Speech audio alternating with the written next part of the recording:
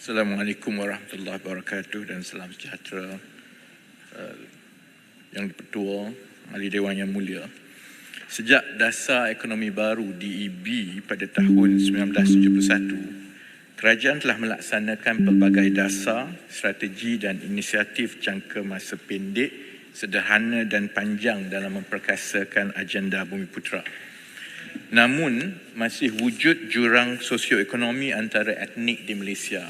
Contohnya seperti berikut. Peratusan insiden kemiskinan mutlak Bumiputera adalah yang tertinggi di Malaysia, iaitu 7.9%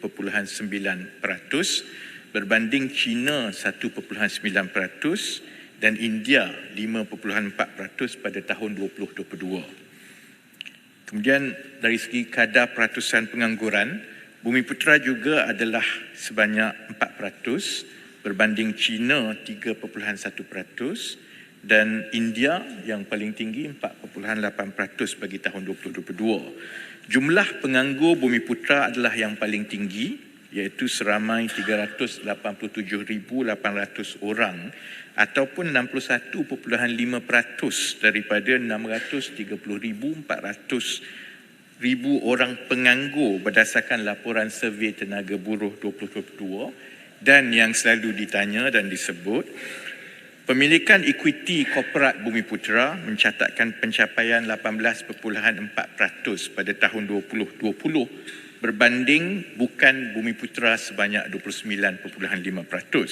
Sasaran sekurang-kurangnya 30% ekuiti korporat Bumiputera masih belum dicapai. Berdasarkan kedudukan semasa sosioekonomi Bumiputera, Kerajaan Madani bertekad untuk menstruktur semula ekonomi ke arah Malaysia sebagai peneraju ekonomi di rantau Asia dan memastikan rakyat dapat menikmati kehidupan yang lebih bermutu selaras dengan kerangka ekonomi madani. Dalam hal ini sebenarnya kerajaan telah pun memasukkan dasar-dasar pengupayaan Bumiputera di dalam kajian separuh penggal contohnya sebanyak 5 strategi, 12 inisiatif dan 35 tindakan yang berkaitan agenda Bumiputera telah pun digariskan ke arah mencapai pencapaian yang saksama untuk Bumiputera. Susulan itu juga kerajaan telah menganjurkan Kongres Ekonomi Bumiputera 2024 pada 29 Februari hingga 2 Mac 2024 dalam menetapkan hala tuju dan pendekatan agenda pemerkasaan Bumiputera yang lebih menyeluruh. Kesemua intipati hasil daripada KEB 2024, input daripada sesi libat urus dan pandangan daripada rakyat biasa yang disampaikan melalui microsite akan dicerakin untuk diterjemahkan ke dalam hala tuju agenda baru pemerkasaan Bumiputera. Pelan jangka panjang agenda baru pemerkasaan Bumiputera yang lebih segar dan inklusif tanpa meminggirkan peranan oleh semua etnik di Malaysia akan dirangka untuk tempoh 10 tahun yang akan datang dan dijangka diluncurkan pada Jun 2024 termasuk usaha bagi melonjakkan lagi tahap sosioekonomi Bumiputera menerusi pelbagai bidang dan sektor agar terus berdaya saing. Nak habis dah speaker. Last sekali ni ya. Kerajaan juga akan memberi fokus kepada usaha pemerkasaan dan pengupayaan golongan pertengahan Bumiputera yang dipanggil middle class ini yang mampu mencipta nilai kepada ekonomi beralih daripada yang sekarang ini menambah nilai dengan makan gaji kepada mencipta nilai supaya lebih banyak penyertaan kelas menengah Bumiputera dengan membina perniagaan dan meningkatkan pendapatan berbanding seperti yang saya sebut sebelum ini, hanya menambah nilai ataupun bergantung harap kepada pekerjaan bergaji semata-mata. Dan usaha ini akan insya-Allah dapat mengukuhkan daya saing dalam pelbagai bidang dan sektor dan tumpuan adalah juga kepada penskalaan pembangunan bakat, meningkatkan pendapatan dan menoktahkan kemiskinan tegar. Terima kasih. Wan Samad.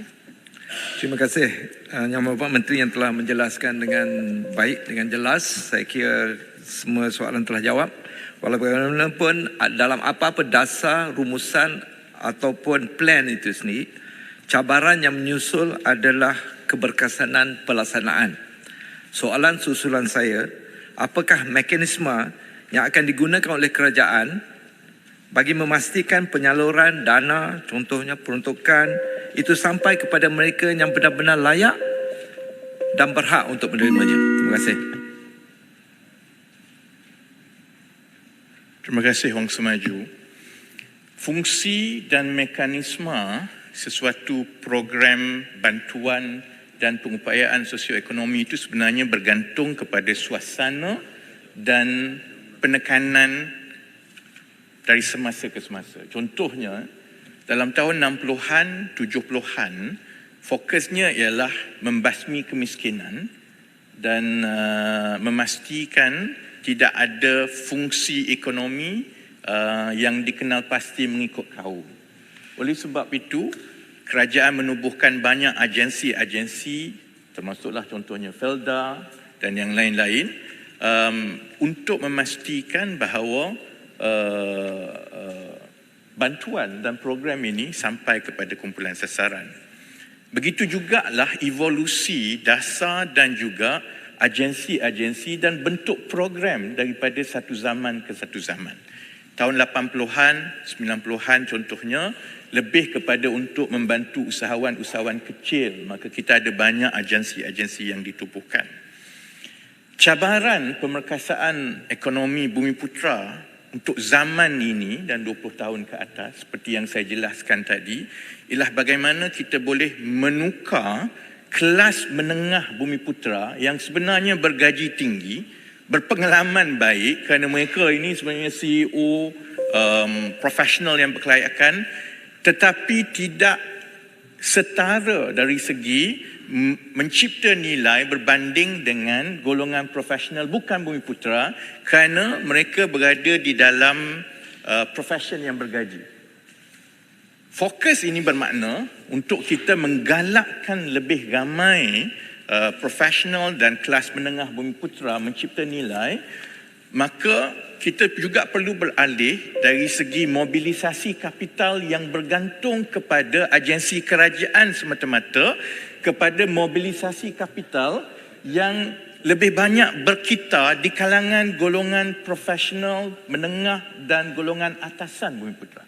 Sebab itu pandangan saya Wang Semaju bahawa tumpuan kita perlu juga beralih ke arah mewujudkan dasar, bukan semata-mata agensi ataupun pendanaan yang besar daripada kerajaan untuk memastikan seperti mana golongan bukan Bumiputera ataupun golongan kelas menengah di negara-negara lain akan terus membiayai penciptaan nilai melalui perusahaan-perusahaan baru sesama kelas menengah. Perkara ini dilakukan melalui fungsi swasta.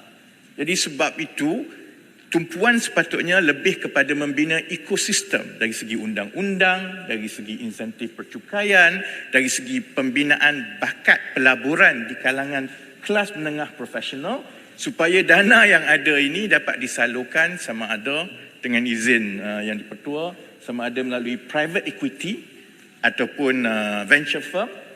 Dan yang inilah yang pada pandangan kami itu akan membolehkan penskalaan perniagaan Bumiputera yang digerakkan oleh kelas menengah ini akan meningkatkan lagi pemilikan equity, penyertaan dan penguasaan Bumiputera di dalam ekonomi. Terima kasih.